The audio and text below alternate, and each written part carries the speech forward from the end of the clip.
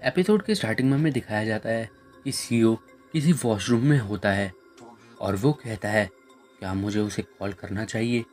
और तभी उसके रैलिक पता नहीं अपनी ही भाषाओं में कुछ चें चें पें पें कर रहे होते हैं और सीईओ इस चीज़ से काफ़ी ज़्यादा इरिटेट हो जाता है और वो अपना बैग उठाकर गुस्से में कहता है आखिर तुम लोग ये क्या कर रहे हो, चुप हो जाओ।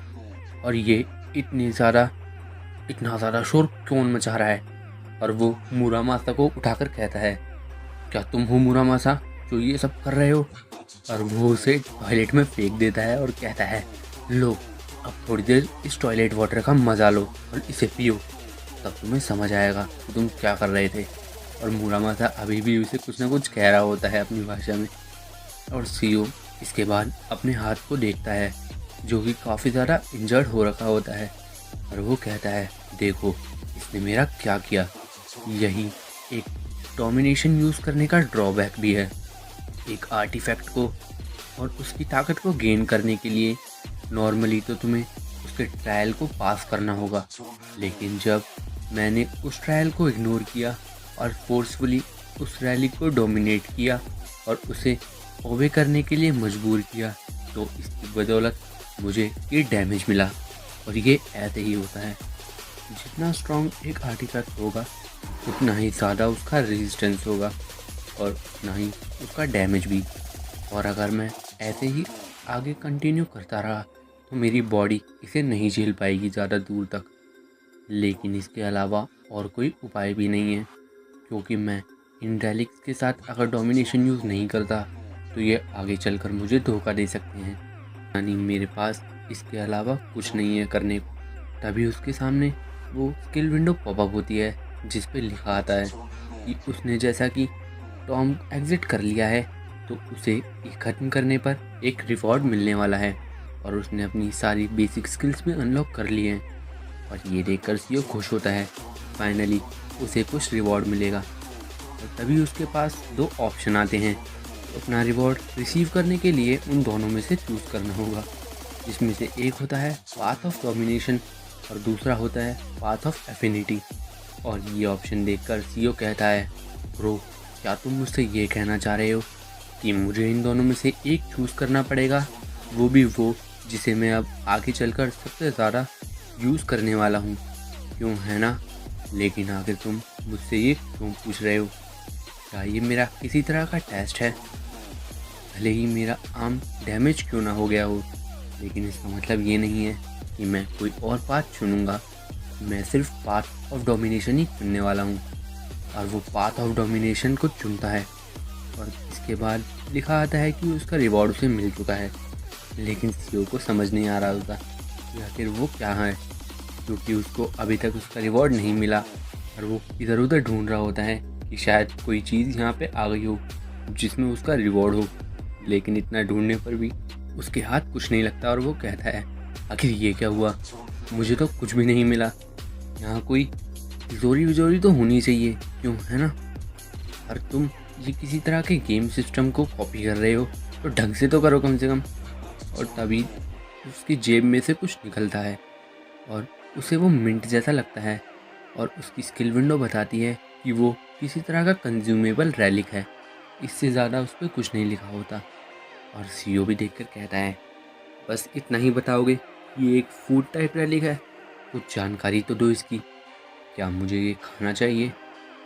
वैसे मेरे पास इसके अलावा कुछ और ऑप्शन भी नहीं है और ना ही मेरे पास कुछ खोने को है। अगर इसे खा के मैं मर जाता हूँ तो ये मेरा लक होगा, इससे ज़्यादा कुछ नहीं।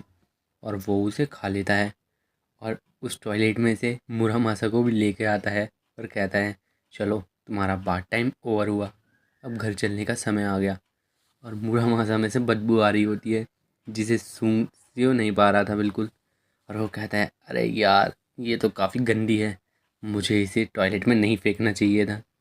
और तभी उसे रियलाइज़ होता है कि उसका हाथ बिल्कुल ठीक हो गया है और वो सब शायद उस मिंट जैसे फूड रैलिक की वजह से था।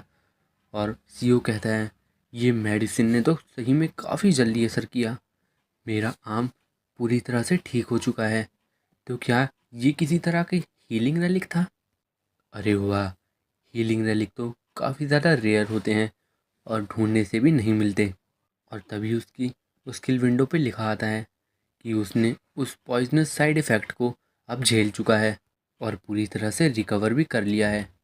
और उसने एक न्यू स्किल डिस्कवर की है, टॉलरेंस, या फिर कहो इम्यूनिटी। और सीओ कहता है, टॉलरेंस, इस चीज़ के बारे में तो मैं पहली बार सुन रहा हूँ। क्या ये भी एक एबिलिटी है? कहीं ऐसा तो नहीं कि ये एबिलिटी खास मेरे लिए बनाई गई हो। इसके बाद हमें दिखाया जाता है कि न्यूज़ में उस टॉम की वजह से होने वाले उस भूकंप की घटना पूरी सुनाई जा रही होती है और बताया जा रहा होता है कि कैसे उस एरिया में काफ़ी बड़ा भूकंप आया था और उसकी वजह से काफ़ी सारी बिल्डिंगें तहस नहस हो गई थी और वहाँ पे काफ़ी ज़्यादा नुकसान भी हुआ था। और उन्हीं में से एक स्ट्रक्चर में 50 लोग फंस चुके थे और ऐसा बताया जा रहा है कि उसके अंदर कुछ मिस्टीरियस स्ट्रक्चर्स भी थे जो कि काफ़ी ज़्यादा डेंजरस थे।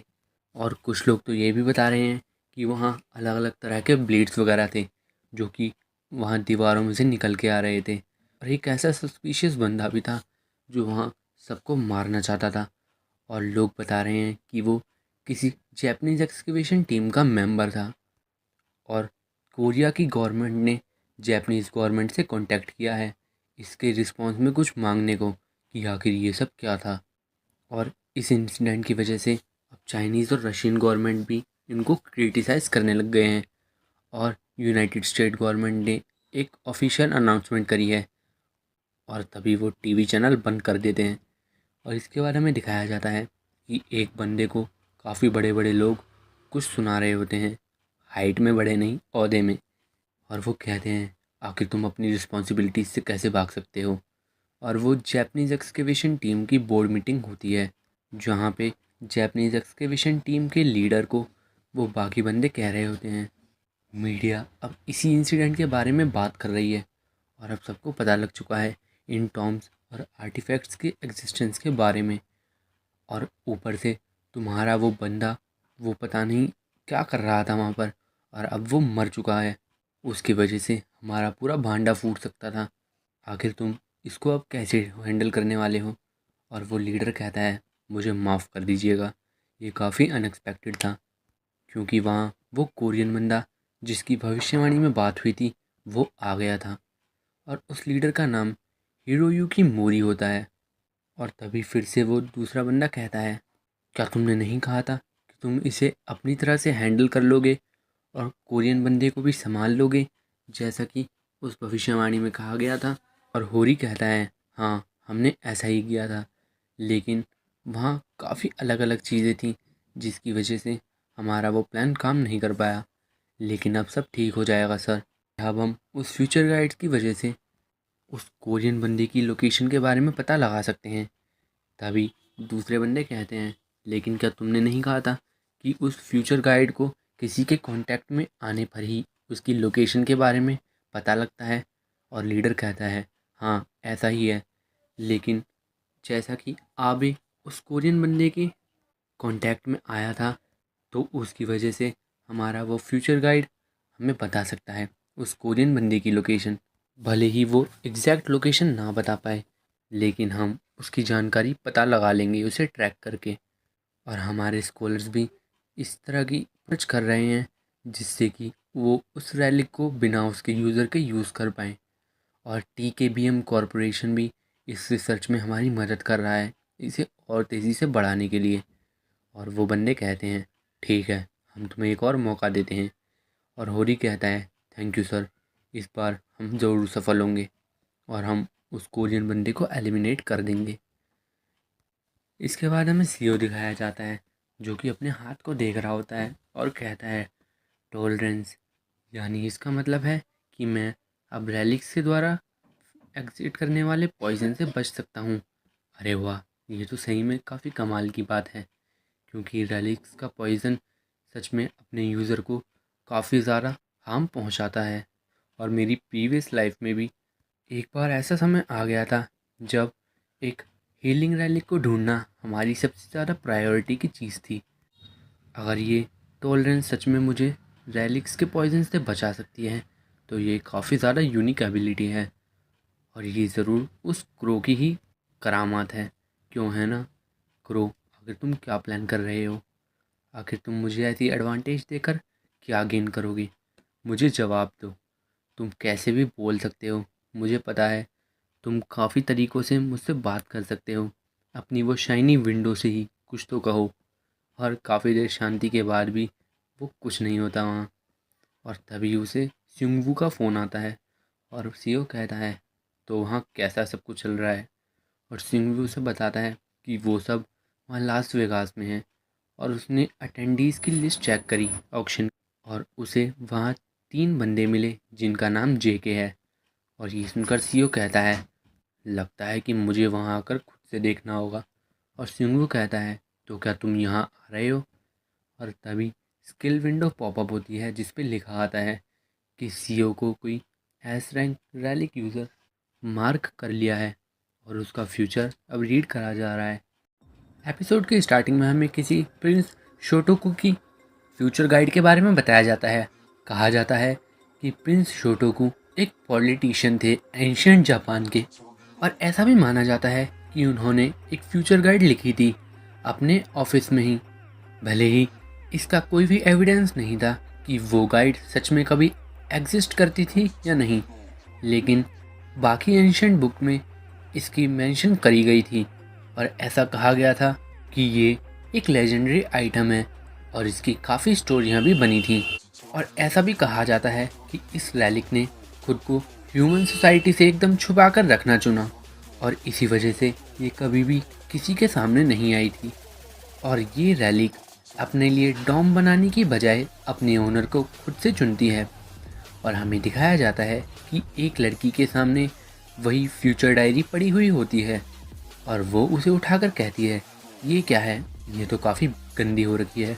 और वो उसे वहीं छोड़कर चली जाती है। और हमें बताया जाता है कि फ्यूचर गाइड ने अपना ओनर यूका सासाकी को चुना। और उस इंसिडेंट के बाद उस फ्यूचर गाइड ने उस लड़की का पीछा किया और हमेशा उसके सामने आती रही। भले ही सासाकी कहीं भी जाती थी, फ्यूचर गाइड उसके साथ ही मिलती थी। और सासाकी ने उसे फेंकने की, जलाने की, फाड़ने की, हर तरह के छुटकारे की कोशिश करी थी, उससे दूर होने की। लेकिन वो फ्यूचर गाइड पता नहीं कैसे हमेशा उसके पास वापस आ जाती थी। और इसकी वजह से सासाकी को भी उससे डर लगने लगा था। लेकिन कुछ समय बाद ही जापान की गवर्नमेंट को भी इसके बारे में पता लग गया था कि कोई ऐसी फ्यूचर गाइड एग्जिस्ट करती है और उसका ओनर सासाकी है। और जापान गवर्नमेंट ने सासाकी को कहा कि वो उनकी मदद करे बाकी रेलिक्स की खोज में, और वो जापानीज एक्सकेवेशन टीम की मेंबर बने, जिस पर सासाकी एग्री हो जाती है और उनकी मदद करने लगती है। और ऐसे जापान की गवर्नमेंट की मदद करने की वजह से वो और उसकी फैमिली और बढ़िया लाइफ जीने लगती है। उनके पास हर तरह की चीज़ें उपलब्ध होती हैं। और सासाकी की मदद से जापानीज एक्सकेवेशन टीम काफ़ी सारे रेलिक्स को एक्वायर करती है। और फिर हमें बताया जाता है कि ये अगर स्टोरी यहीं ख़त्म हो गई होती तो ये एक हैप्पी एंडिंग होती, क्योंकि सासाकी ने उस फ्यूचर गाइड को पढ़ने की वजह से अपना स्कूल भी क्विट कर दिया था और अपना पूरा टाइम उस फ्यूचर गाइड को पढ़ने में ही लगाती थी एक्सकेवेशन टीम के लिए, जिसकी वजह से उसको काफ़ी सारे कैरेक्टर्स पढ़े नहीं जाते थे, क्योंकि उसको लैंग्वेज प्रॉब्लम हो रही थी, क्योंकि उसने पढ़ाई लिखाई सब छोड़ दी थी। और सिर्फ वही उस फ्यूचर गाइड को पढ़ सकती थी और बता सकती थी कि उसमें क्या लिखा है, जिसकी वजह से उनको और सारी दिक्कतें आने लग रही थी। और इसके बाद वो फ्यूचर गाइड ने अपना ओनर बदल लिया और सासाकी से अलग कोई कॉम्पिटेंट ओनर ढूंढा जो उसमें लिखी हुई बातों को पढ़ सके और उस रैलिक का और भी ज़्यादा फ़ायदा उठा सके। इसी की वजह से सासाकी की डेथ हुई। इसके बाद हमें दिखाया जाता है कि सीओ भी अब जापान के लिए जा रहा होता है और वो इचियन इंटरनेशनल एयरपोर्ट पर होता है। और वो मन में कहता है, अगर इन लोगों ने मुझे अकेला छोड़ दिया होता तो मैं सिर्फ डिसअपियर हो जाता और इन्हें इग्नोर कर देता। लेकिन इन लोगों की इतनी हिम्मत, ये मेरी लोकेशन को ट्रैक करें। ये अब इसको अलग लेवल पर लेकर जाना चाह रहे हैं। और इससे भी ऊपर ये लोग सीईओ क्वॉन से एसोसिएटेड हैं, तो मैं इस मैटर को ऐसे हाथ से नहीं जाने दे सकता, क्योंकि अगर ये उसी बंदे का प्लान है तो मुझे जितना हो सके इसमें दखलंदाजी करनी होगी। इसके बाद हमें सासाकी दिखाई जाती है जो कि किसी शो को देख रही होती है, और वहाँ एक बंदा आता है और उससे कहता है, मिस सासाकी, ये आपका फ्यूचर गाइड को रीड करने का समय है। और सासाकी टीवी देखकर काफ़ी खुश होती है और कहती है, अरे वाह, सोस्के कितना ज़्यादा हैंडसम है और ये गाता भी बहुत अच्छा है। और वो उस बंदे से कहती है, क्या, लेकिन ये तो बेस्ट पार्ट था अभी। और वो बंदा कहता है, लेकिन आपने इसे 4 बार पहले भी देखा हुआ है। और सासाकी उससे कहती है, तुम 4 बार तो ऐसा कह रहे हो जैसे ये बहुत ज़्यादा है, मैंने ये सिर्फ 4 बार ही देखा है। और वहाँ एक और लेडी होती है जो, और वो दोनों बंदे मिलकर सासाकी की मदद करते हैं उस फ्यूचर डायरी को पढ़ने के लिए। इसके बाद सासाकी कहती है, अरे यार, हर बार मुझे ये डिफ़िकल्ट कैरेक्टर्स पढ़ने पड़ते हैं इसमें से। और वो बंदे कहते हैं, अगर आपको किसी भी चीज़ में दिक्कत है समझने में तो आप उसे ड्रॉ कर दीजिए और हमें दे दीजिए। इसके बाद सासाकी उस फ्यूचर गाइड को खोलती है और पता नहीं उसमें ऐसा क्या लिखा होता है। वो ज़ोर से चिल्लाती है और उन लोगों की तरफ पढ़ती है और कहती है, डेथ, डेथ। और उन लोगों को समझ नहीं आ रहा होता वो क्या कहना चाह रही है। और सासाकी कहती है, इसमें ऐसा लिखा हुआ है कि मैं मरने वाली हूँ। ये पूरे पेज में आखिर ये क्या है? ज़रूर इसकी वजह वो कोरियन बंदा होगा, उसने ही मिस्टर आबे को भी मार दिया। और इसके बाद वो लेडी कहती है, मिस सासाकी प्लीज़ शांत हो जाइए, देखिए और बताइए क्या उसमें कुछ और भी लिखा हुआ है। आपके पास फ्यूचर देखने की ताकत है तो प्लीज़ खुद को संभालो और इसमें एक और बार देखो। और वो बंदा कहता है, हाँ, इसने सही कहा, देखो कि वो तुम्हें कैसे मारेगा, क्या वो यहाँ आ रहा है, इसके बारे में ज़रूर और कुछ भी लिखा होगा।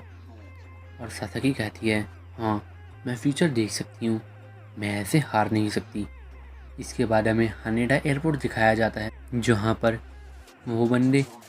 वो एयरपोर्ट वाले बंदे किसी को जानकारी दे रहे होते हैं और कहते हैं, सारी यूनिट सावधान हो जाओ, ये एक इमरजेंसी है, एक कोरियन रैलिक यूज़र हमारी कंट्री में एंटर कर चुका है। और तभी उधर से रिस्पॉन्स आता है, क्या उसे हमें पकड़ना चाहिए?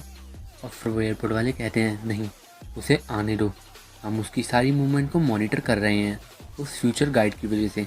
ज़रूर ये जैपनीज़ एक्सकवेशन टीम का ही कोई बंदा होगा जो कि सीईओ को ऐसे लोकेट करवा रहा है। और हमें जैपनीज़ एक्सकवेशन टीम दिखाई जाती है जहाँ पर मोरी कहता है, अब हमारे पास ये अपॉर्चुनिटी है और इससे हम इस प्रॉब्लम को हमेशा के लिए ख़त्म कर देंगे, हम अपना पहला मूव चलेंगे।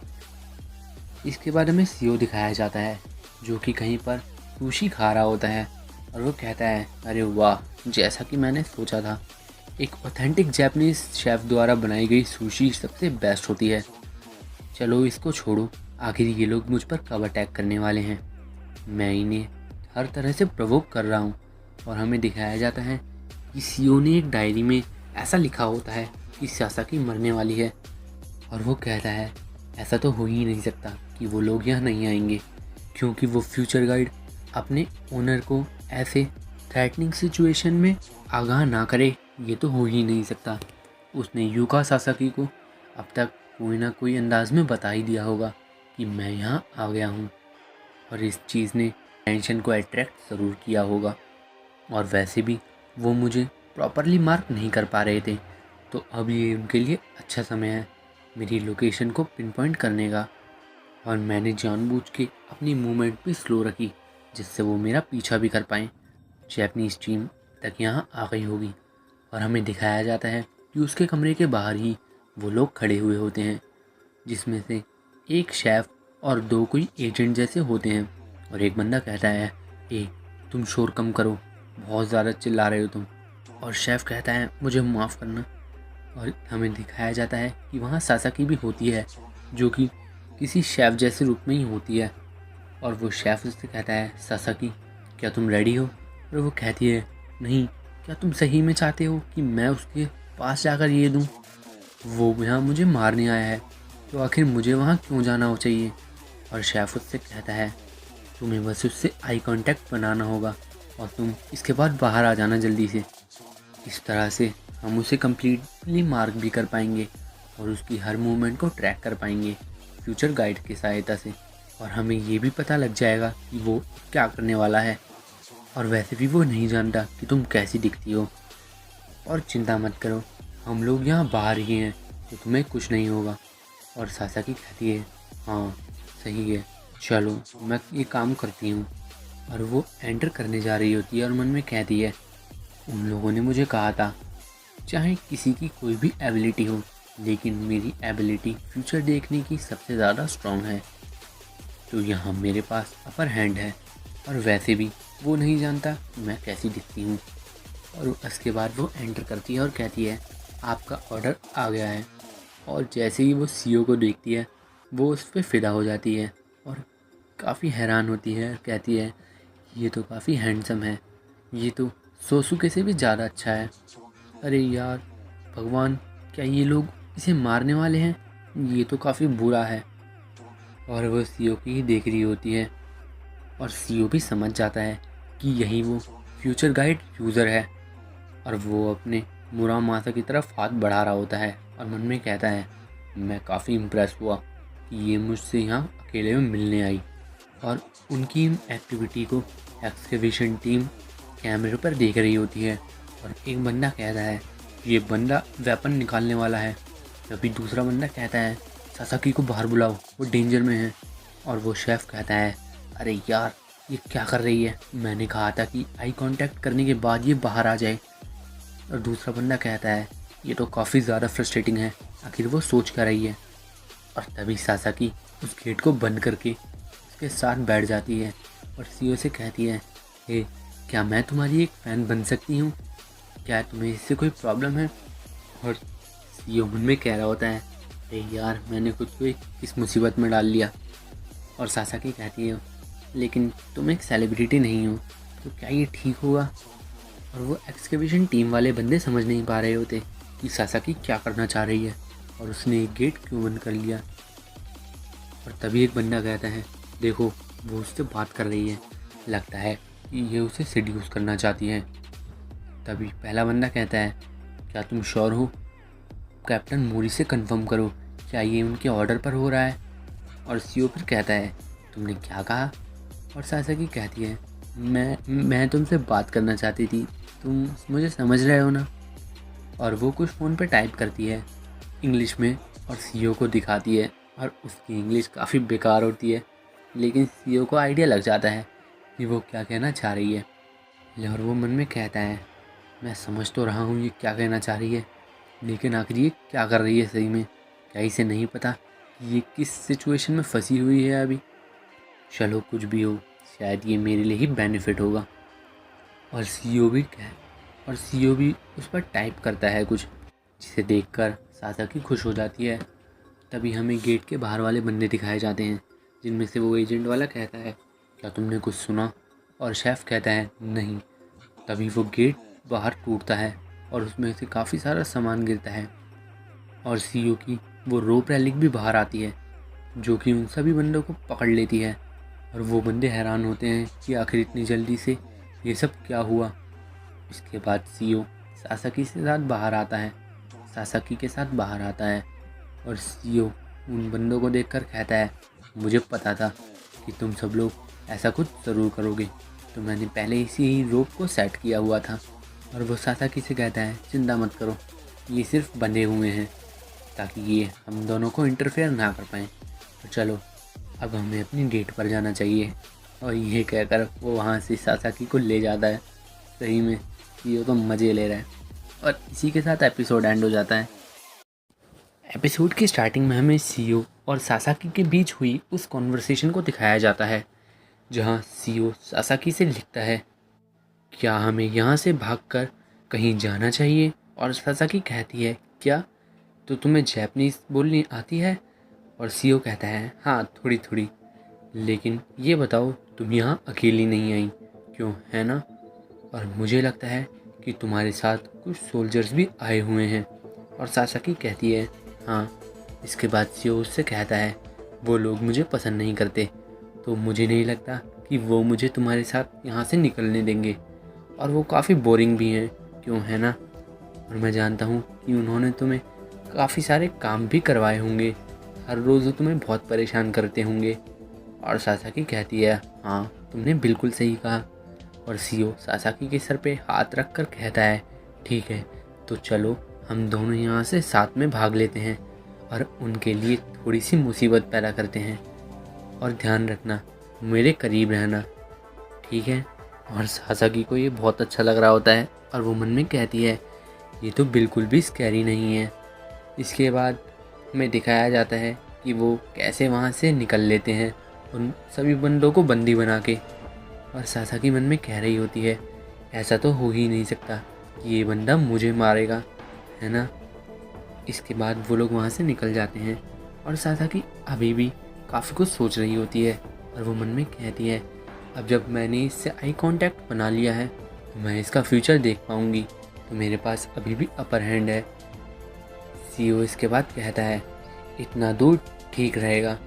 और फिर सासाकी मन में कहती है, अरे हाँ मैं तो अपनी फ्यूचर गाइड को घर पे ही भूल गई, अरे यार, लेकिन मुझे पता है मैं ठीक रहूँगी। और तभी सीओ अपनी मुरामासा निकाल कर सासाकी की गर्दन पे लगा देता है और सासाकी इससे काफ़ी ज़्यादा डर जाती है। सीओ उससे कहता है, चुप रहना बिल्कुल और मुझे अपना सेल फ़ोन दो और अच्छी लड़की की तरह मेरी सारी बात मानो। और सीओ उसका सेल फ़ोन तोड़ देता है जिससे कि उन्हें कोई ट्रैक ना कर पाए। और सासाकी कहती है, ये तुमने क्या किया। और सीओ उससे कहता है, तुम काफ़ी ज़्यादा तेज़ चला रही हो, मैं उस हर चीज़ को डिस्ट्रॉय कर दूंगा जिससे वो लोग तुम्हें ट्रैक कर पाएँ। आखिर जैपनीज एक्सकेवेशन टीम ने हमें पकड़ लिया तो ये सब काफ़ी ज़्यादा ट्रबलसम होगा। क्या तुमने ये सोचा था कि मुझे नहीं पता तुम कौन हो, तुम वो फ्यूचर गाइड यूज़र हो, क्यों, है ना। और अब सासाकी रोने लगती है और मन में कहती है, आखिर मुझे क्या करना चाहिए, ये तो जानता है कि मैं कौन हूँ और ये सही में काफ़ी डरावना है। इसके बाद वो दोनों एक रेस्टोरेंट में जाते हैं और सीओ अपने लिए कुछ खाने पीने को ऑर्डर करता है। और सासाकी अभी भी रो ही रही होती है, इमोशनल हो रही होती है वो बहुत ज़्यादा। और सीओ ने अपनी उस रोप रैलिक से सासाकी के हाथों को बांधा हुआ होता है। सासाकी उससे कहती है, तुम ये बहुत ज़्यादा कर रहे हो, तुमने मुझसे झूठ बोला, तुमने कहा था कि हम एक डेट पर जाने वाले हैं। और सीओ उससे कहता है, तुम क्या बात कर रही हो, यहाँ हम दोनों ही हैं इस ट्रेंडी कैफ़े रूम में, क्यों, है ना, ये डेट ही तो है, और क्या। और सासाकी उससे कहती है, आखिर तुम मुझसे क्या चाहते हो, क्या तुम सच में मुझे मारने वाले हो जैसा कि उस फ्यूचर गाइड में लिखा था। और सीओ कहता है, हाँ मैंने सोचा तो था कि मैं तुम्हें मार डालूँगा, मैंने सोचा था कि मैं मुरामासा से तुम्हारी गर्दन को 2 टुकड़ों में बांट दूंगा, लेकिन अब तुम्हें देखकर पता लगा कि तुम तो बहुत ज़्यादा बेवकूफ़ हो, तो शायद तुम्हें छोड़ देना चाहिए। तो चलो अपनी वो फ्यूचर गाइड निकालो और तुम्हें उसमें जो कुछ भी दिखे इसमें लिख दो, वो सब कुछ जो तुम्हें दिख रहा है। और सासाकी उससे कहती है, लेकिन मैं अपनी फ्यूचर गाइड घर पर ही भूल गई, मैं कुछ नहीं कर सकती। इसके बाद सीओ उसके हाथ पे कुछ टैटू सा बना होता है सासाकी के, वो सासाकी को दिखाता है और कहता है, मुझसे मजाक मत करो, ये टैटू तुम्हारे शरीर पे तब अपीयर होना शुरू हुआ जब तुम्हें वो फ्यूचर गाइड मिली, क्यों, है ना। उस टैटू को टच करो और फ्यूचर गाइड को याद करो, वो यहाँ पर समन हो जाएगी। क्या सही में, मुझे नहीं पता था कि तुम्हें ये भी नहीं पता होगा, ये तो काफ़ी बेसिक सी चीज़ है।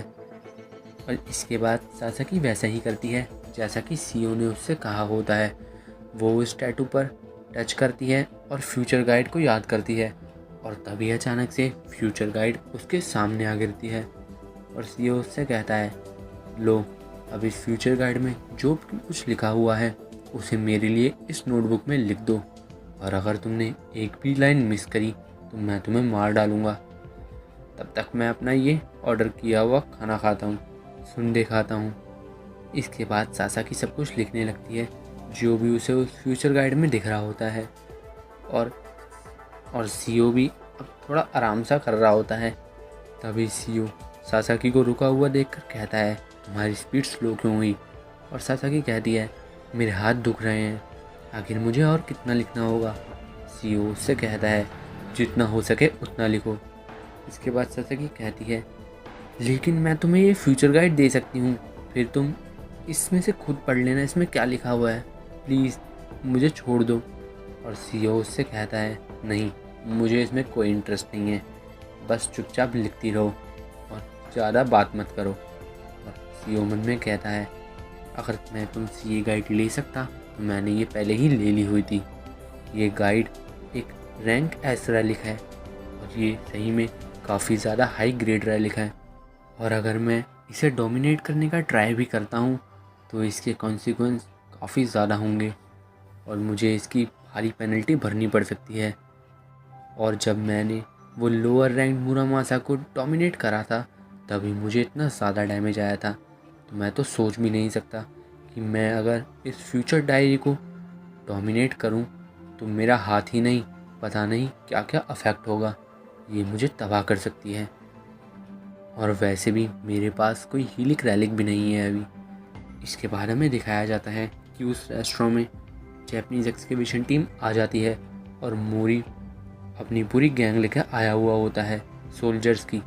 और वहाँ की वो लेडी कहती है, अगर तुम ये करते हो तो तुम हम लोगों को काफ़ी बड़ी मुसीबत में डाल दोगे, प्लीज़ तुम लोग कस्टमर को डरा रहे हो, ऐसा मत करो। और मोरी उससे कहता है, हम जल्दी से ये सब ख़त्म कर देंगे, तो हमारे साथ कोऑपरेट करिए प्लीज़। और वो अपने सोल्जर से कहता है, जाओ और देखो कि यहाँ कोई और एग्जिट तो नहीं है और एक एक रूम को चेक करो, वो यहीं होंगे। और सीईओ को भी उनके आने का पता लग जाता है। सीईओ कहता है, ये लोग यहाँ बहुत जल्दी आ गए, तो आखिर तुमने कितना लिखा। और सासाकी कहती है, मैंने एक पूरी नोटबुक लगभग भर ही दी। और सीईओ फिर कहता है, बहुत बढ़िया, इतना काफ़ी होगा। सासाकी उससे कहती है, इसका क्या मतलब है, तो क्या तुम अब मुझे छोड़ दोगे। और सीईओ कहता है, बस एक लास्ट चीज़, और वो मुरामासा निकालता है। और सीईओ उससे सासाकी को डरा रहा होता है। सासाकी कहती है, प्लीज़ ऐसा मत करो, मैं तुम्हारे लिए और भविष्यवाणी लिख सकती हूँ, प्लीज़ मुझे छोड़ दो। क्या ये बेहतर नहीं होगा तुम मुझे नहीं मारो ताकि मैं तुम्हारे और काम आ सकूँ। और सीईओ उससे कहता है, देखो तुम काफ़ी छोटी हो और ये अच्छा नहीं है, तुम अपना पूरा फेथ एक रैलिक में रख रही हो और मुझसे ऐसे ज़िंदा रहने की भीख मांग रही हो। मुझे ये सब नहीं चाहिए। तुम्हें ऐसा लग सकता है कि अभी तक तुम थी जो इस सब को कंट्रोल कर रहा था, लेकिन नहीं, तुम गलत हो। तुम वो नहीं थी जो फ्यूचर गाइड को यूज़ कर रही थी, बल्कि असल में तो वो फ्यूचर गाइड तुम्हें यूज़ कर रही थी, और यही असल में ज़िंदगी जीने का सही तरीका होगा। और वो अपनी मुरामासा को ऊपर उठाता है और नीचे लाकर उस फ्यूचर गाइड में मार देता है, जिससे वो फ्यूचर गाइड ख़त्म होने लगती है। और उसमें से आवाज़ आती है, तुम ह्यूमन, तुम ये क्या कर रहे हो। और ऐसे धीरे धीरे करके वो फ्यूचर गाइड ख़त्म हो जाती है और उसके आफ्टर इफ़ेक्ट से सासाकी को भी फ़र्क पड़ता है और वो भी अनकॉन्शियस हो जाती है। इसके बाद सीईओ की वो स्किल विंडो काफ़ी ज़्यादा पॉपअप होने लगती हैं, जिसमें लिखा आता है कि उसकी रैलिक डिटेक्ट करने की एबिलिटी इंक्रीज़ हो गई है और उसकी स्पाई स्किल भी रैंक ई की हो गई है। और उसने एक हाई रैंकिंग रैलिक को जैसा कि डिस्ट्रॉय कर दिया, तो उसने एक न्यू स्किल जायंट हंटर भी डिस्कवर कर ली है। और सीईओ ये सब देख ही रहा होता है, तभी उसके रूम में सोल्जर्स आ जाते हैं और कहते हैं, तुम्हें पकड़ लिया। और मोरी भी वहाँ आ जाता है और वो फ्यूचर गाइड को देख के काफ़ी ज़्यादा हैरान होता है और कहता है, नहीं फ्यूचर गाइड। सीईओ उससे कहता है, चिल्लाओ मत, तुम जैसा कि यहाँ देख ही सकते हो कि ये सब क्या हो रहा है। और सच में अब मोरी को काफ़ी ज़्यादा गुस्सा आ रहा होता है और वो ऑर्डर देता है, अब तुम्हें तो एक डेथ पेनल्टी ही मिलेगी, तुम बस यहीं रुको। और इसी के साथ ये एपिसोड एंड हो जाता है। एपिसोड की स्टार्टिंग में हमें दिखाया जाता है कि मोरी काफ़ी ज़्यादा गुस्से में होता है क्योंकि सीईओ ने वो फ्यूचर गाइड को तबाह कर दिया। और वो सीईओ की तरफ उंगली उठाकर कहता है, इसे मार डालो। और उसके सारे सोल्जर्स अपनी बंदूकें सीईओ की तरफ एम करते हैं और सीईओ मुस्कुराता हुआ कहता है, हा, हा, हा, क्या मजाक है, चलो ट्राई करो, और अगर तुम में दम है तो ऐसा करके दिखाओ। और मोरी कहता है, क्या तुमने क्या कहा? और तभी सीओ वो राइस बॉल वाला रैलिक जो कि उसे आबे से मिला था वो उनकी तरफ फेंकता है और कहता है, लो ये खाओ। और वो एक हाउसमेड डिलीशियस मोची होता है और एक इंस्टेंट फूड टाइप रैलिक। और सीओ फिर कहता है, ये आबे का था तो मैं इसे तुम्हें वापस देता हूँ, और मैंने सुना है कि इसका टेस्ट काफ़ी अच्छा है, इतना अच्छा कि तुम लोग एक दूसरे को मरने मारने पे तुल जाओगे। और तभी मोरी उस राइस केक को पकड़ता है और सीओ इतने में वहाँ से गायब हो जाता है। और तभी उसमें से कुछ स्मेल आ रही होती है उस राइस केक में से, और मोरी कहता है, आखिर ये क्या प्लान कर रहा था? और वो स्मेल धीरे धीरे करके उन सबको अपने वश में कर लेती है, और वो सब लोग उस मोची के लिए आपस में लड़ने लगते हैं। और वो कहते हैं, लाओ मुझे दो, नहीं मुझे दो। और ये बात काफ़ी ज़्यादा बढ़ने लगती है। तभी मोरी अपनी गन निकालता है और फायर करता हुआ कहता है, तुम लोगों को पता नहीं ये मेरा मोची है, थोड़ी रिस्पेक्ट करो। और गन दिखाने के बाद उसके सोल्जर्स उससे डरते नहीं, और वो भी अपनी अपनी गनें निकालते हैं और फायरिंग करने लगते हैं और कहते हैं, हमारे पास भी गन है, लाओ हमें वो मोची दो। और उनकी वो लड़ाई काफ़ी ज़्यादा बढ़ जाती है। इसके बारे में फिर से सीओ दिखाया जाता है जो कि एयरपोर्ट पर होता है और वो वापस जाने के प्लान में होता है। और तभी वो कहता है, सही में उस हाउस में डिलीशियस मोची से अच्छा कोई एस्केप रैलिक हो ही नहीं सकता। ये ना सिर्फ एनिमी को आपस में उलझा देता है और साथ ही ये एक अपने यूज़र को टेलीपोर्ट करने की ताकत भी देता है। चलो ये छोड़ो, तो देखते हैं कि आखिर फ्यूचर गाइड में क्या क्या लिखा था। वो ग्रुप जो इस फ्यूचर गाइड रैली को सपोर्ट कर रहा था जो जापान में है वो TKBM ग्रुप ही है, और इसकी वजह से शायद एक चांस है कि सासाकी कभी ना कभी CEO क्वान के कांटेक्ट में आई होगी। पर सच में ये पॉसिबल है तो ज़रूर इस फ्यूचर गाइड में भी इसके बारे में कुछ ना कुछ लिखा होगा और मुझे उसकी जानकारी इससे मिल सकती है। तो चलो देखते हैं। और वो उस नोटबुक को देखने लगता है जो कि सासाकी ने फ्यूचर गाइड से देखकर लिखी थी, और इसके बाद सीओ को कुछ मिलता है। वो बताता है कि अभी से 1 महीने बाद अंडरवर्ल्ड में एक प्लेस जिसका नाम राइप विद ग्रीड है, वहाँ कुछ बड़ा होने वाला है और वो वर्ल्ड की ग्रेटेस्ट कैलेमिटी के नाम से भी जाना जाएगा, और तभी वो शुरू होगा। और इससे सीओ को कुछ याद आता है और वो मन में कहता है, अंडरवर्ल्ड की जगह राइप विद ग्रीड, मुझे यकीन है कि इसका कुछ ना कुछ लास वेगास से कनेक्शन है। वहाँ जो ऑक्शन हाउस है मिराज में, ज़रूर इससे कुछ ना कुछ कनेक्टेड है। ये वही जगह है जहाँ स्यूंग वू और उसकी गैंग गई हुई है मेरे लिए अब इंफॉर्मेशन निकालने के लिए CEO कौन से रिलेटेड। और उसने बताया भी था कि वहाँ पे JK इनिशियल वाले 3 बंदे हैं, तो ज़रूर उसको भी वहीं होना होगा। और प्रोफेसी भी कुछ ऐसा ही बता रही है। लेकिन ये आखिरी पार्ट, ओमन वर्ल्ड्स ग्रेटेस्ट कैलेमिटी, इसका क्या मतलब है? ज़रूर ये कहीं ना कहीं ग्रेट कैटेस्ट्रॉफी से कनेक्टेड है। और इसके बाद सीओ बताता है उस ग्रेट कैटेस्ट्रॉफी के बारे में, और ये वही इवेंट था जब रैलिक और टॉम के बारे में दुनिया को पता लगा और सभी इनकी शक्तियों से अवेयर हुए कि वो क्या क्या कर सकते हैं। और इसी इंसिडेंट के बाद वो वर्ल्ड एक लॉलेस वर्ल्ड बन गया था और रेलिक्स की डिस्कवरी काफ़ी तेज़ी से स्टार्ट हो गई थी। जहाँ तक मुझे याद है ये ग्रेट कैटेस्ट्रॉफी इतनी जल्दी स्टार्ट नहीं हुई थी। और इससे भी अलग इस नेक्स्ट लाइन में किसी गॉड की बात हुई है, वो गॉड जो तुम्हारी ग्रीड को अंडरस्टैंड करेगा और तुम्हारे साथ कोऑपरेट करेगा। इसका मतलब तो यही हो सकता है कि एक गॉड टियर रैलिक अपीयर होने वाला है, वो भी वहीं ऑक्शन हाउस में। तो क्या CEO को उनको ये सब पता है और वो वहाँ किसी चीज़ के लिए गया है? क्या वो यही चाहता है कि इस रैलिक को पाने के बाद वो सबसे ज़्यादा पावरफुल हो जाए? और क्या उसने पास्ट में भी यही किया था इतना पावरफुल बनने के लिए? अगर सच में यही बात है तो मैं उससे ये सब छीन के रहूँगा। इसके बाद हमें जैपनीज एक्सकेवेशन टीम का रिसर्च कमेटी बोर्ड दिखाया जाता है और वहाँ बंदे बताते हैं ताकि होश में आ गई है, लेकिन वो अभी भी काफ़ी ज़्यादा वीक है। और जैसे कि बात है अब, और अगर बात करें फ्यूचर गाइड की, तो ऐसा लगता है कि वो कम्प्लीटली डिस्ट्रॉय हो चुकी है।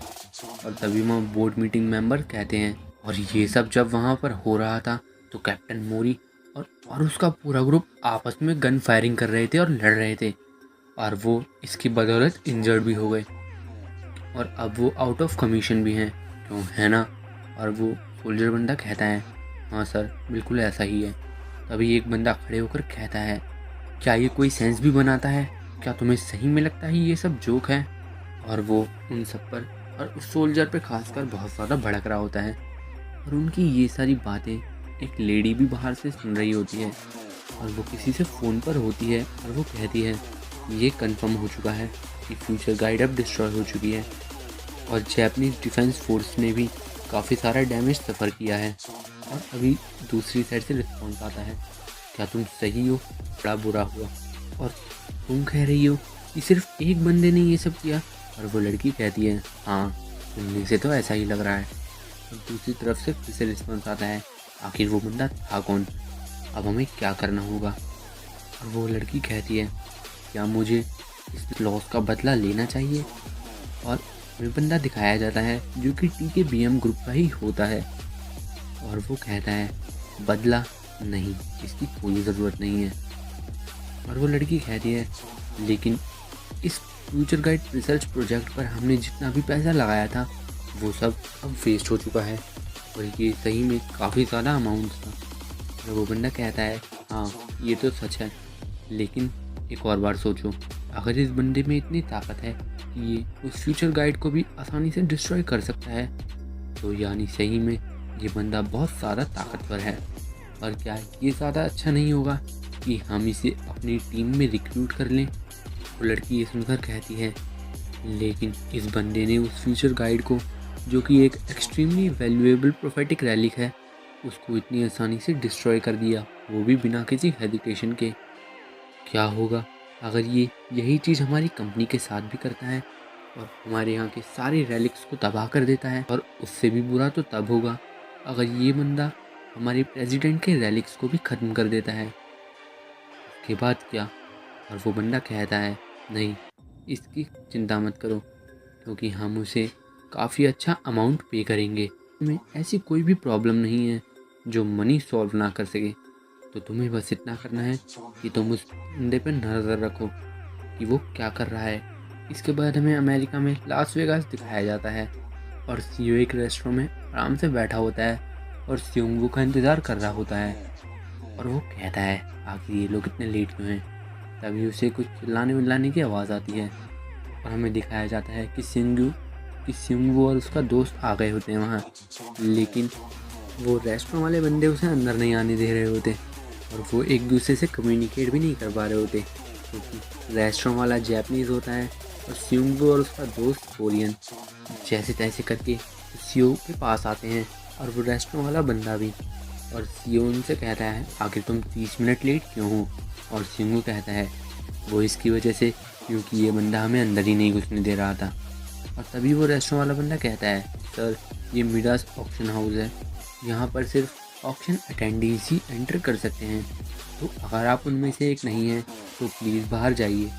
और सियोंगवू फिर कहता है, देखा ये बंदा अभी भी चुप नहीं हो रहा। बंदा सियोंगवू से कहता है, अगर आप ऐसे ही करते रहे तो हमें आपको फोर्सफुली बाहर निकालना होगा। और सियोंगवू को घंटा समझ नहीं आ रहा होता कि वो बंदा उससे क्या कह रहा है। और वो कहता है, आखिर तुम्हें क्या बकवास कर रहे हो? अगर तुम्हें कुछ बोलना है तो कोरियन में बोलो। और सीईओ कहता है, देखो तुम्हें अभी भी वही रॉब रुतबा वाली बातें। तुम अमेरिका में हो और तुम्हें लगता है कि यह बंदा तुम्हारे लिए कोरियन बोलेगा। और सियोंगवू को भी अब रियलाइज़ होता है। इसके बाद सीईओ उस रेस्टोरेंट वाले बंदे से कहता है, ये तीनों मेरे गेस्ट हैं, तो प्लीज़ इन्हें यहाँ रहने दो। और वो रेस्टोरेंट वाला बंदा उससे अपोलोजाइज़ करके वहाँ से चले जाता है। और सियोंगवू उससे कहता है, और सियोंगवू सीईओ से कहता है, तो तुम्हें इंग्लिश भी आती है? और सीईओ कहता है, इससे फ़र्क नहीं पड़ता, बैठो और मुझे बताओ कि तुम्हें क्या क्या मिला। इसके बाद सुंगू उसे वो पूरी रिपोर्ट दे देता है जिसमें वहाँ के सारे अटेंडीज़ होते हैं और तीन लोग जिनके इनिशियल्स जे के होते हैं। और सीओ भी सबसे काफ़ी खुश होता है क्योंकि फाइनली अब उसको कुछ यूज़फुल इन्फॉर्मेशन मिल रही है। सुंगू सीओ से कहता है, तो क्या तुम्हें वो बंदा मिल गया जिसके बारे में तुम ढूंढ रहे थे? और सीओ कहता है, हाँ मुझे मिल गया। और वो मन में कहता है, ये ज़रूर सीईओ कौन ही है जो अपनी फेक आइडेंटिटी से यहाँ आया हुआ है, और अगर ये बंदा यहाँ है तो इसका तो एक ही मतलब हो सकता है, इस ऑक्शन हाउस में एक काफ़ी ज़्यादा वैल्यूएबल रैलिक है, तो मुझे उससे पहले उसे चेक करना होगा। और ऐसा भी हो सकता है कि ये गॉड टियर रैलिक भी यहाँ अपीयर हो जाए। और सिंगू फिर कहता है, आखिर तुम ये ऑक्शन कैटलॉग को क्यों देख रहे हो? यहाँ सिर्फ अल्ट्रा रिच लोग ही इस प्लेस पे आते हैं, और अगर तुम्हें लगता है कि तुम यहाँ से कुछ खरीद सकते हो तुम बिल्कुल कंगाल हो जाओगे। क्या तुम्हें नहीं पता ये सब? और सीईओ वो कैटलॉग को देख रहा होता है कि कहीं क्या पता उसे कुछ वैल्यूएबल रैलिक दिख जाए। वो सिंगू की बात पर ज़्यादा ध्यान नहीं दे रहा होता, और तभी सिंगू उस टेबल पर स्लैम करता हुआ कहता है, हे क्या तुम सही में इस ऑक्शन में पार्टिसिपेट करने वाले हो? और सीईओ काफ़ी शांति से कहता है, हाँ बिल्कुल सही। और सीईओ कहता है, क्या तुम मुझसे मजाक कर रहे हो? ये मिराज ऑक्शन हाउस है, तुम्हें पता है ना यहाँ स्टार्टिंग बिड 8.5 से 17 मिलियन तक जाती हैं। क्या तुम पागल हो रहे हो? इसके बाद सीईओ वहाँ से जाने लगता है और उन्हें एक जगह दिखाता है जहाँ पर गैम्बलिंग होती है। और अब सिंगू को समझ आता है कि वो गैम्बलिंग के द्वारा ही इतना सारा पैसा अर्न करने वाला है, लेकिन उसे बिल्कुल यकीन नहीं होता कि सीईओ ऐसा कुछ कर सकता है। एपिसोड की स्टार्टिंग में दिखाया जाता है कि सीईओ सिंगू और उसके ग्रुप को वो कसिनो वाली जगहों पर लेकर जाता है, और सिंगू काफ़ी ज़्यादा हैरान होता है कि सीईओ आखिर इतना सारा अमाउंट जीते ही जा रहा है और वो नंबर्स रुकने का नाम ही नहीं ले रहे। और सिंगू कहता है, आखिर ये नंबर और कितने ऊपर जाने वाले हैं? और उसका साथी कहता है, अभी इसके पास 10 और बारियां हैं, ये और भी ज़्यादा ऊपर जा सकता है। और सिंगू हैरानी से कहता है, मुझे तो यकीन ही नहीं होता, क्या स्लॉट मशीन में इतने ऊपर जाने ये नंबर अलाउ भी होते हैं? और उसका साथी कहता है, अगर तुम इमीडिएटली इन्हें कैश में नहीं बदलवा लेते तो हाँ ये बढ़ कर इतना जा सकता है। और सिंगू हैरानी से कहता है, लेकिन सही में ये तो काफ़ी ज़्यादा इंसेन है, और वो भी ये बात मानना तो बहुत ज़्यादा मुश्किल होगा कि ये बंदा इतने सारे मिलियन बॉन्ड्स जिन जिन मशीनों पे ये खेला उन सभी से जीत गया, एक भी बार इसकी किस्मत ख़राब नहीं रही। आखिर ये सब कैसे कर पा रहा है? और सीईओ अभी भी उन मशीन्स पर लगा ही हुआ होता है और अच्छे खासे पैसे बना रहा होता है, और वो वहाँ से कुछ वाउचर निकाल कर उन बंदों को देता है और कहता है, चलो अब दूसरी लोकेशन पे जाने का टाइम आ गया है, और ऐसे घूरना बंद करो और मुझे फॉलो करो, मुझे इन्हें कैश में भी बदलवाना है। और सीईओ उन वाउचर को देखकर काफ़ी हैरान होता है और देखकर कहता है, आखिर ये कितने होंगे? हे सीईओ, मुझे लगता है कि तुमने शायद बहुत ज़्यादा ही यहाँ स्कोर कर लिया है, क्या हो अगर कोई पागल बंदा आकर हमें यहाँ मार डाले? और तभी वो कसिनो के मैनेजमेंट वाले बंदे सीईओ को रोकते हैं और कहते हैं, रुकिए सर, क्या हम आपकी तलाशी ले सकते हैं?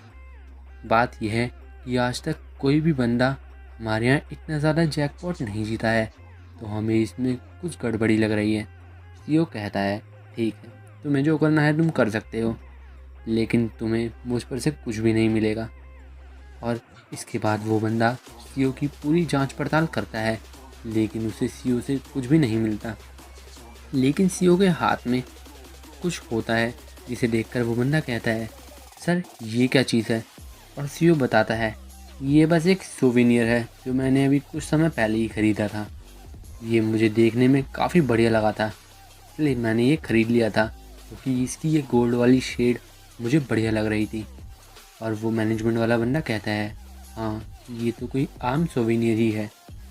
और सीईओ मन में कहता है, हा, देखने पर तो ये ऐसा ही लगता है, लेकिन ये नाइफ असल में गोल्डन एक्स रैलिक है जो कि अपनी ये फॉर्म बनाए हुआ है।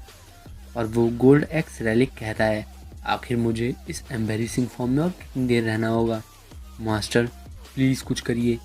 और सीओ मन में कहता है, एक रैलिक की अपनी फॉर्म को चेंज करना उसकी इम्पॉर्टेंट स्किल में से एक होता है, और गोल्ड एक्स रैलिक की ये एबिलिटी है कि वो अपने आसपास वेल्थ और वैल्यूएबल आइटम्स को डिटेक्ट कर सकता है। और इसी की वजह से मैं अभी तक इतने सारे जैकपॉट जीत रहा था। जिस भी मशीन पर मैं हाथ रखता था उससे मुझे पता लग जाता है कि कौन सी मशीन मुझे जीतने में मदद करेगी, और मैं ये भी जान पा रहा था कि कौन से कसिनो से मेरा ज़्यादा प्रॉफिट होगा।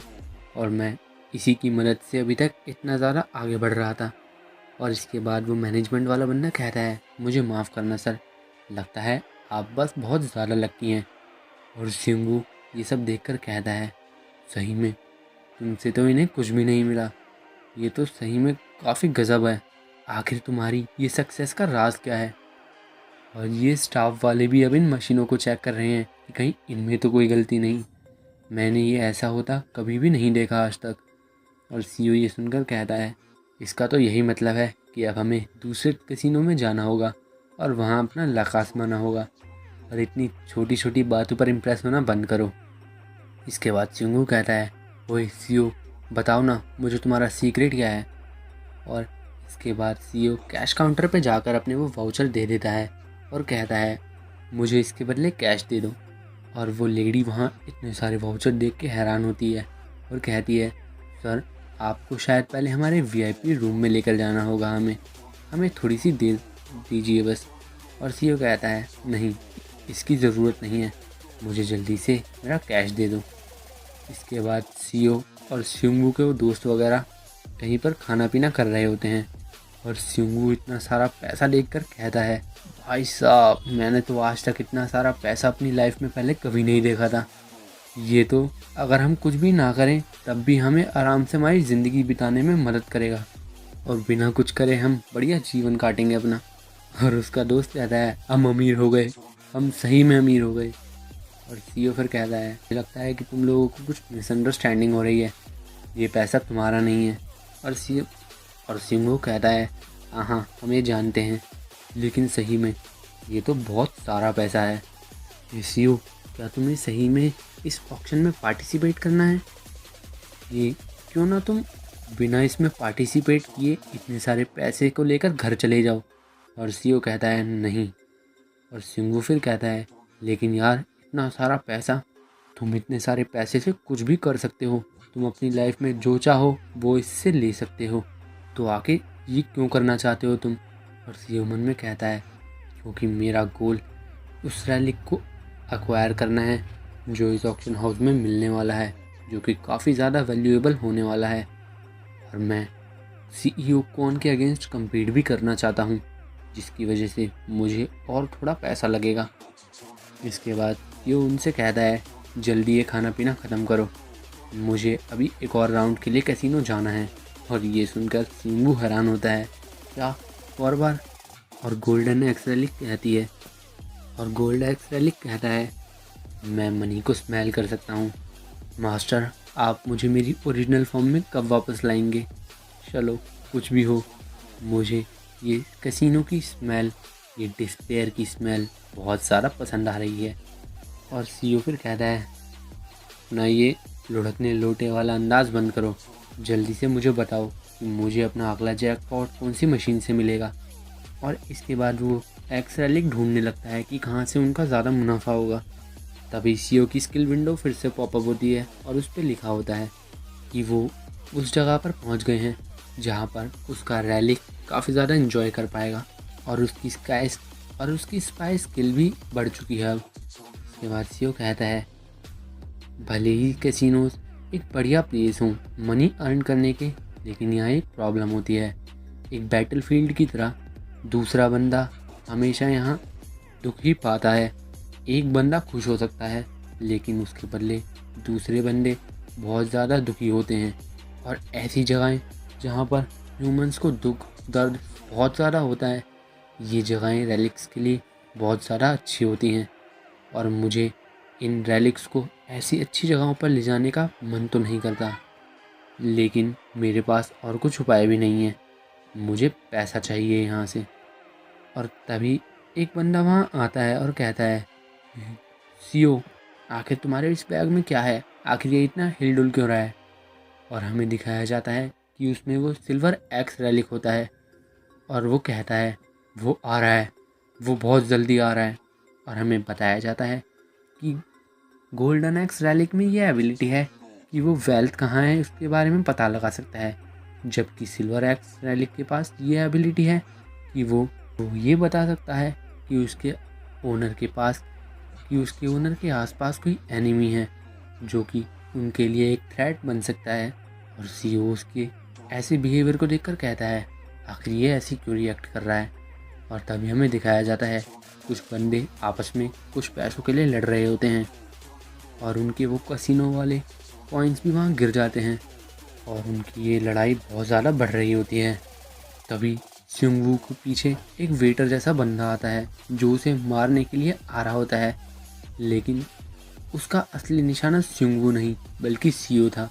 और जैसे ही भी सीओ के पास आता है पर अटैक करने, तभी सीओ उसे काउंटर अटैक करके गिरा देता है और कहता है इसके क्लोथ्स को देखकर तो लगता है ये कैसीनो का कोई डीलर ही है। क्या तुम पागल हो रहे हो? तुम अपने गेस्ट को ऐसे अटैक क्यों कर रहे हो? सीओ मन में कहता है इस टाइम यहाँ कोई टॉम तो अपीयर नहीं हो रहा, तो आखिर ये सब क्या हो रहा है? और तभी उसकी नज़र पड़ती है एक लेडी पर जो कि वहाँ आ रही होती है और उसे देखकर किंगू और उसके दोस्त पागल से हो जाते हैं क्योंकि वो काफ़ी ज़्यादा सुंदर लग रही होती है। और सीओ उसे देखकर काफ़ी चक्का बक्का हो जाता है और वो कहता है हे जल्दी अपना सामान समेटो, हम यहाँ से जल्दी निकल रहे हैं। और वो मन में कहता है मैंने ये एक्सपेक्ट नहीं किया था कि मैं इस लेडी से यहाँ पर इस जगह पर मिलूँगा। अब मुझे समझ आया कि आखिर ये सब लोग ऐसा बिहेव क्यों कर रहे हैं। हमें इसको अवॉइड करना होगा, हमें इस लेडी से दूर जाना होगा। और हमें बताया जाता है कि वो लेडी इरेने हिल्टन होती है और वो हिल्टन बैंक फैमिली की यंगेस्ट डॉटर होती है। हिल्टन बैंक फैमिली काफ़ी वेल्दी फैमिली है, लेकिन ये वही अलग बात नहीं, उसमें कुछ और बात भी है। और सीओ बताता है कि गॉड टियर रैलिक्स बाकी सभी रैलिक्स में सबसे ज़्यादा स्ट्रॉन्गेस्ट होते हैं और उनका यूज़र बाकी सभी रैलिक्स को विथस्टैंड कर सकता है। और उन्हीं में से एक थी आयरने हिल्टन जो कि गॉड ऑफ फेलियर थी और उसके आसपास आने वाला हर बंदा मिस फॉर्चून का शिकार होता था और इसी की वजह से सीओ भी वहाँ से भाग रहा होता है। लेकिन हिल्टन उसके पीछे आ रही होती है उसे रोकने के लिए, लेकिन सीओ उसे इग्नोर करके भाग रहा होता है। लेकिन तभी हिल्टन उसके पास आ जाती है और उसे रोककर कहती है हे मुझे तुमसे कुछ बात करनी है, प्लीज़ मेरी बात सुनो।